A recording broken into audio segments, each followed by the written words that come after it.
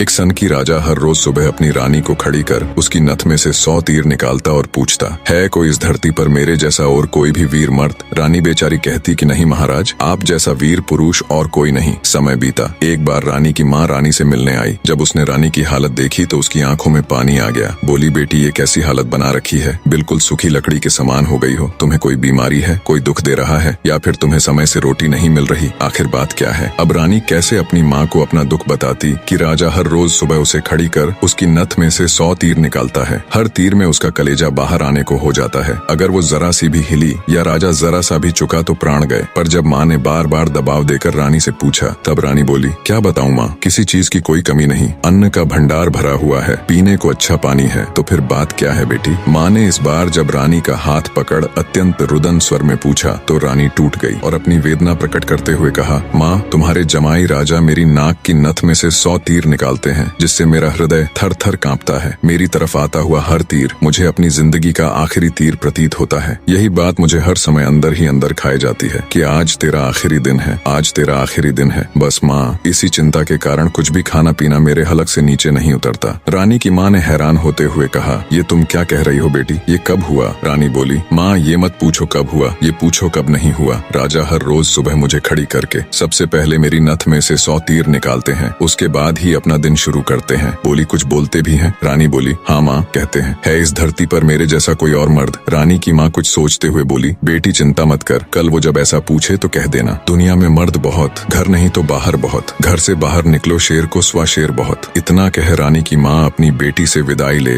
अपने घर चली गई। अब रानी को इंतजार था तो बस अगली सुबह का। राजा ने सोती हुई रानी को हाथ पकड़कर उठाया और कहा, रानी आ जाओ, समय हो गया। रानी ने सोचा, हे भगवान, बस आज और बच जाऊं, फिर तो जो माँ कहकर गई थी वो बोल दूंगी। और उठकर बाग में जाकर आंख बंद करके अपनी नथ पकड़कर खड़ी हो गई। राजा ने रोज की तरह एक के बाद एक 100 तीर रानी की नथ में से निकाले। तीर निकाल राजा बोला, बोल रानी, है दुनिया में मेरे जैसा कोई और शूरवीर मर्द? रानी हिम्मत जुटा बोली, महाराज दुनिया में शूरवीर मर्द बहुत, घर नहीं तो बाहर बहुत, आप बाहर निकल के देखो शेर को सवा शेर बहुत। राजा हैरान होते हुए बोला, ठीक है रानी, अगर यही बात है तो कुछ खाने का सामान दो, मैं जा रहा हूँ बाहर शूरवीर मर्द देखने, मैं भी तो देखूं है कोई मुझसे ज्यादा शूरवीर मर्द इस दुनिया में। थोड़ा बहुत खाने पीने का सामान ले राजा निकल पड़ा। चलते चलते एक कच्चे रास्ते पर हो लिया। थोड़ी दूर ही चला तो आगे देखा एक आदमी रास्ते के किनारे पर लेटा ऊपर की तरफ एकटक देख रहा है। राजा को बड़ा कौतूहल हुआ। ऊपर की तरफ देखा तो उसे सिवाय सूर्य की तेज किरणों के कुछ दिखाई नहीं दिया। गया जिज्ञासावश उसके पास और पूछा, क्यों भाई, ऊपर क्या देख रहे हो?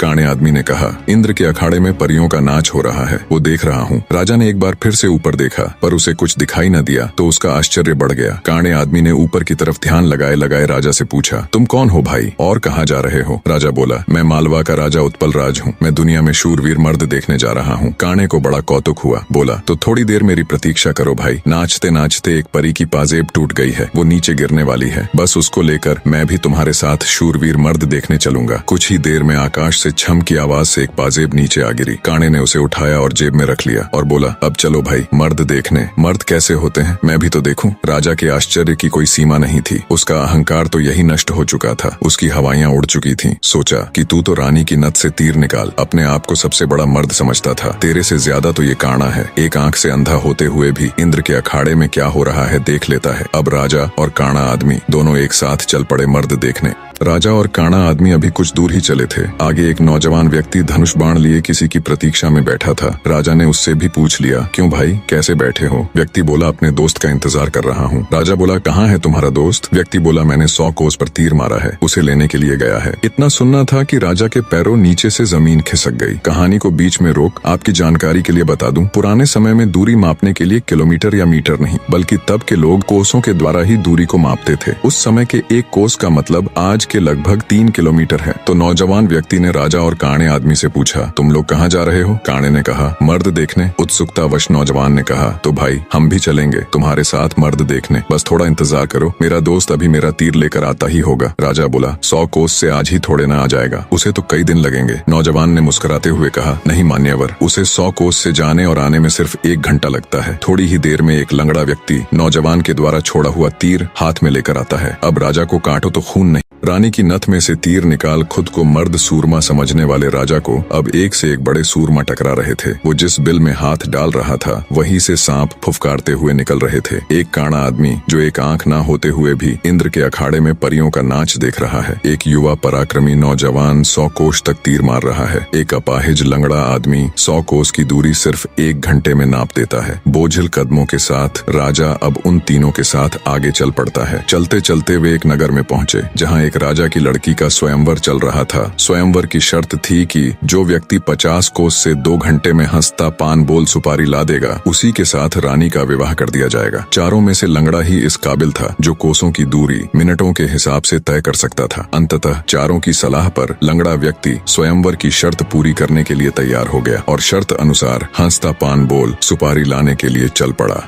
रानी के स्वयंवर की शर्त अनुसार लंगड़ा व्यक्ति तेजी के साथ उस दिशा में बढ़ने लगा जहां हंसता पान बोल सुपारी का पेड़ था। अपनी दिव्य गति से थोड़े ही समय में वो उस पेड़ के पास जा पहुंचा। उसने सुपारी तोड़ी और अपनी जेब में डाल ली। सोचा अभी तो बहुत समय है, क्यों ना थोड़ी देर सुस्ता लिया जाए। ये सोचकर वो उस पेड़ के नीचे सुस्ताने के लिए लेट गया। ठंडी हवा के झोंकों से जल्दी ही उसकी आंख लग गई। उधर तीनों की समय बीतने के साथ साथ चिंता बढ़ रही थी। 2 घंटे पूरे होने को आए थे, बस थोड़ा समय ही बचा था। नौजवान तीरंदाज ने कहा, इतना समय तो उसे कभी नहीं लगता, जरूर कुछ बात है। काने आदमी ने कहा, रुको मैं देखता हूँ। जब काने ने देखा तो वो पेड़ के नीचे सो रहा था और पेड़ से एक खूंखार जहरीला सांप उसे काटने के लिए उसकी तरफ बढ़ रहा था। जब ये बात उसने साथियों को बताई कि वो तो सो रहा है और एक जहरीला सांप उसकी तरफ बढ़ रहा है, तब तीरंदाज नौजवान ने काने से कहा, तुम मेरे तीर का निशाना सांप के फन पर लगाओ। काने ने कहा, हाँ ये ठीक है, निशाना लगाकर मैं हुंकारा भरूं तब तुम तीर छोड़ देना। काने ने तीर को सांप के फन की दिशा में लगाकर जैसे ही हूं कहा, तीरंदाज ने तीर छोड़ दिया। तीर सीधा जाकर सांप के फन पर लगा और धड़ाक की आवाज के साथ सांप नीचे गिर गया। आवाज सुन लंगड़ा आदमी हड़बड़ाहट के साथ उठकर बैठ गया। देखा तो एक जहरीला सांप उसके पास मरा पड़ा है और उसके दोस्त का तीर सांप को लगा हुआ है। सारा माजरा समझते उसे देर न लगी। वो दिव्य गति से नगर की ओर दौड़ा। समय रहते वो हंसता पान बोल सुपारी लेकर राजमहल पहुंच गया। अब समस्या ये थी कि राजकुमारी पर असली हक किसका है। राजा अगर घर से मर्द देखने नहीं चलता तो ये सारा किस्सा ही शुरू नहीं होता। काना अगर अपनी दिव्य दृष्टि से देखकर लंगड़े व्यक्ति को सांप से नहीं बचाता तो राजकुमारी के स्वयंवर की शर्त कैसे पूरी होती। नौजवान तीरंदाज के पास 100 कोस तीर चलाने की क्षमता न होती तो भी उसके मित्र को सांप डस लेता और शर्त पूरी नहीं होती। लंगड़े व्यक्ति के पास दिव्य गति न होती तो भी राजकुमारी स्वयंवर की शर्त पूरी न होती।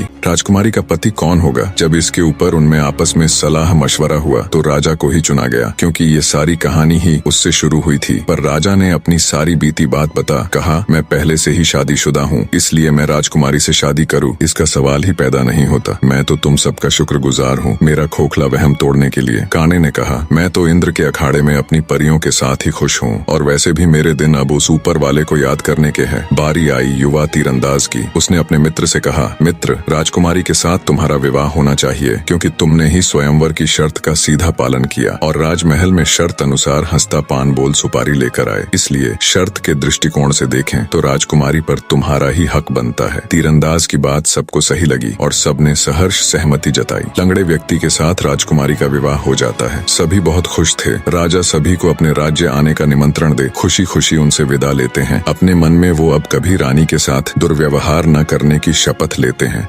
निष्कर्ष, वास्तविक वीरता केवल बाहरी शक्तियों में नहीं बल्कि आंतरिक विनम्रता, संयम और दूसरों की महत्ता को समझने में होती है। राजा उत्पल राज्य ने स्वयं को सबसे बड़ा शूरवीर माना और अपने अहंकार में अंधा हो गया था। वह अपनी रानी पर अत्याचार कर अपनी वीरता का प्रदर्शन करता था, परंतु वास्तव में वह अपने भीतर की हीन भावना और असुरक्षा को छिपा रहा था। अपनी यात्रा के दौरान राजा की ऐसे व्यक्तियों से मुलाकात होती है जिनकी क्षमताएं उससे कहीं अधिक होती हैं। उस एक आंख वाले व्यक्ति का दिव्य दृष्टि से इंद्रलोक का नृत्य देख पाना, उस युवा तीरंदाज का 100 कोस दूर तक तीर मारना और अपाहिज व्यक्ति का अद्वितीय वेग से दूरी तय करना, ये सभी घटनाएं राजा को यह समझाती हैं कि यह संसार अप्रतिम और असीम क्षमताओं का भंडार है। हर व्यक्ति में कुछ न कुछ विशिष्टता होती है और किसी को भी स्वयं से निम्न समझना उसके प्रति अन्याय है। अंततः सच्ची महानता और शक्ति आत्मनिरीक्षण, अपने अहंकार को त्यागने और हर व्यक्ति को उसकी श्रेष्ठता के साथ स्वीकार करने में है। अहंकार नष्ट करने से व्यक्ति का हृदय प्रेम, आदर और करुणा से भर जाता है, जो कि आध्यात्मिक उन्नति का मार्ग है।